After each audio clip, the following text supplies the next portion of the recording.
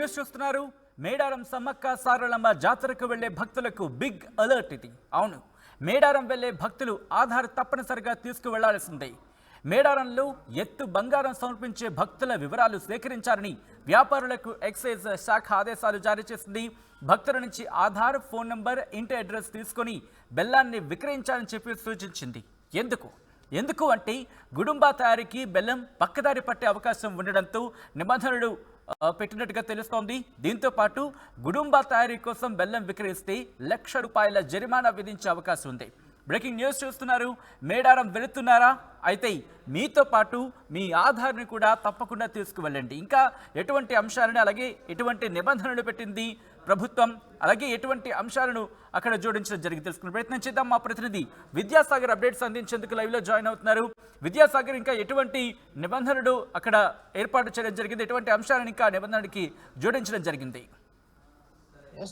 Thank you Sachin. ఏదైతే మేడారం వచ్చే భక్తులకు ఇది బిగ్ షాక్ అని చెప్పొచ్చు. ఏదైతే నిలువెత్తు అంటే అక్కడ మేడారానికి సంబంధించి బెల్లాన్ని బంగారంగా కొలుస్తారు. ఎవరైతే నిలువెత్తు బెల్లం ఇస్తారో వాళ్ళకు వచ్చినటువంటి లాస్ట్ టైం జాతరకు వచ్చినటువంటి వాళ్ళ కోరికలు కోరిన తర్వాత వాళ్ళు నిలువెత్తు బంగారం సమర్పిస్తారు. దీనికి సంబంధించి బెల్లానికి సంబంధించి ఎక్సైజ్ అధికారులు అయితే ఒక షాకింగ్ న్యూస్ చెప్పారు. ఎవరైతే బెల్లం కొనుగోలుదారులు ఉంటారో భక్తులు అక్కడికి వచ్చే వాళ్ళు కొనుగోలు చేసేటప్పుడు తప్పనిసరిగా ఆధార్ తీసుకుని వస్తేనే బెల్లం ఇస్తామని చెప్పేసి అయితే ఎక్సైజ్ శాఖ అధికారులు అయితే ఒక నిబంధనలు పెట్టారు. దీంతో అయితే భక్తులు చాలా వరకు ఆ ఇబ్బందులు ఎదుర్కొంటున్నారని చెప్పచ్చు. ఎందుకంటే బెల్లం పక్కదారి పట్టే అవకాశం ఉంది.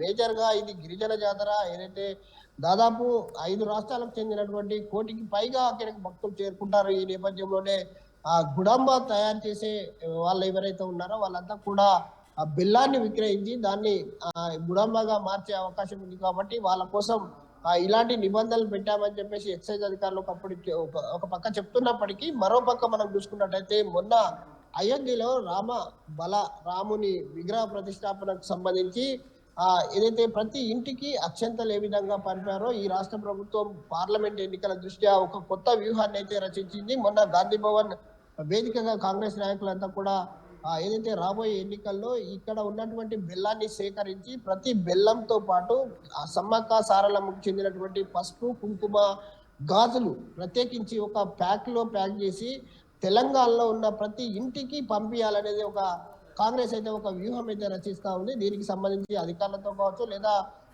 వివిధ శాఖలకు చెందినటువంటి అధికారులతో మాట్లాడినట్టయితే మనకు సమాచారం ఉంది. పూర్తిగా దీనికి సంబంధించి బెల్లానికి సంబంధించినటువంటి ఏదైతే ఈ తెలంగాణ రాష్ట్రంలో ఉన్న ప్రతి ఇంటికి దాన్ని ఒక ప్యాకేజీ రూపంలో పంపించాలి.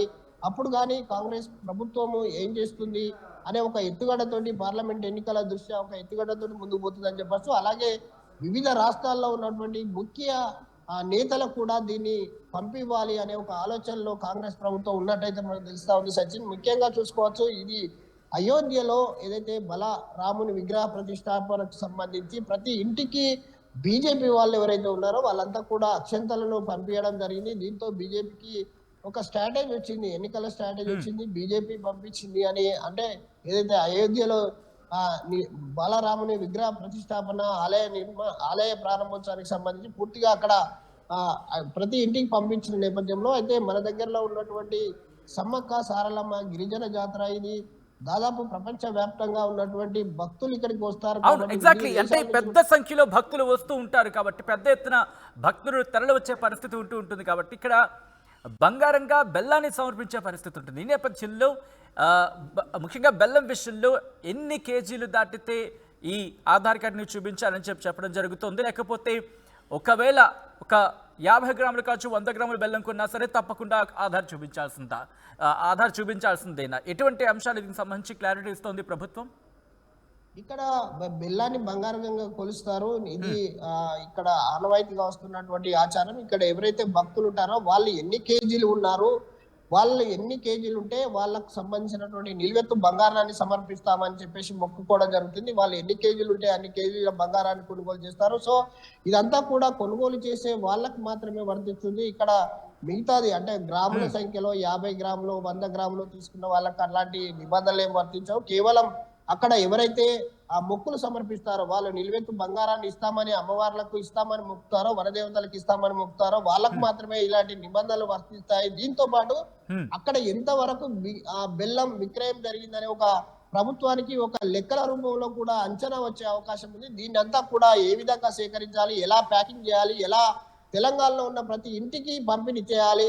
దీంట్లో పసుపు కుంకుమ, సమ్మక్క అంటేనే పసుపు కుంకుమ, కుంకుమ బరిలో కుంకుమ బరిని రూపంలోనే సమ్మక్క గద్దెల మీదకి వస్తుంది కాబట్టి ప్రతి ఇంటికి కుంకుమ పసుపు ఒక ప్యాకేజీలో, అలాగే బెల్లాన్ని మరొక ప్యాకేజీలో, గాజులను ప్రత్యేకించి గాజులను పంపి ప్రతి ఇంటికి, తెలంగాణలో ఉన్నటువంటి ప్రతి ఇంటికి సప్లై చేయాలని చెప్పేసి అయితే కాంగ్రెస్ ప్రభుత్వం యోచిస్తుంది. ఎందుకంటే ముఖ్యంగా రాబోయే పార్లమెంట్ ఎన్నికల్లో బాగా పనిచేస్తుంది.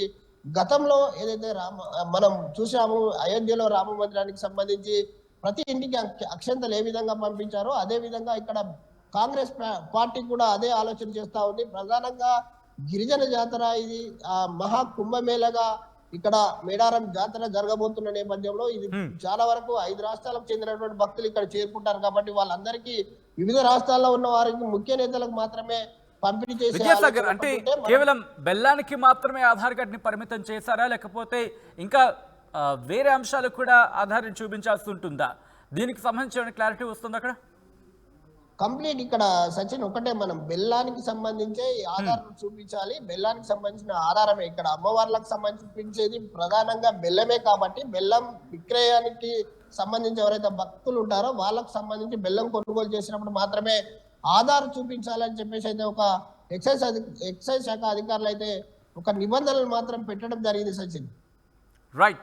Right Vidyasagar, thanks for update. So మొత్తంగా అయితే మాత్రం మేడారం సమ్మక్క సారలమ్మ జాతర వెళ్లే భక్తులకు బిగ్ అలర్ట్ కిందే చెప్పుకోవచ్చు. మేడారం వెళ్లే భక్తులు ఆధార్ని తప్పనిసరిగా తీసుకువెళ్లాల్సిందే. మేడారంలో నిలువెత్తు బంగారం సమర్పించే భక్తుల వివరాలు సేకరించాలని చెప్పి వ్యాపారులకు ఎక్సైజ్ శాఖ ఆదేశాలు జారీ చేసింది. భక్తుల నుంచి ఆధార్ అలాగే ఫోన్ నెంబర్, ఇంటి అడ్రస్ తీసుకొని బెల్లాన్ని విక్రయించాలని చెప్పి సూచించింది. ఎందుకంటే గుడుంబా తయారీకి బెల్లం పక్కదారి పట్టే అవకాశం ఉండడంతో ఈ నిబంధనలు పెట్టినట్టుగా తెలుస్తోంది. గుడుంబా తయారీ కోసం బెల్లం విక్రయిస్తే కనుక ₹1,00,000 జరిమానా విధించనుంది ప్రభుత్వం.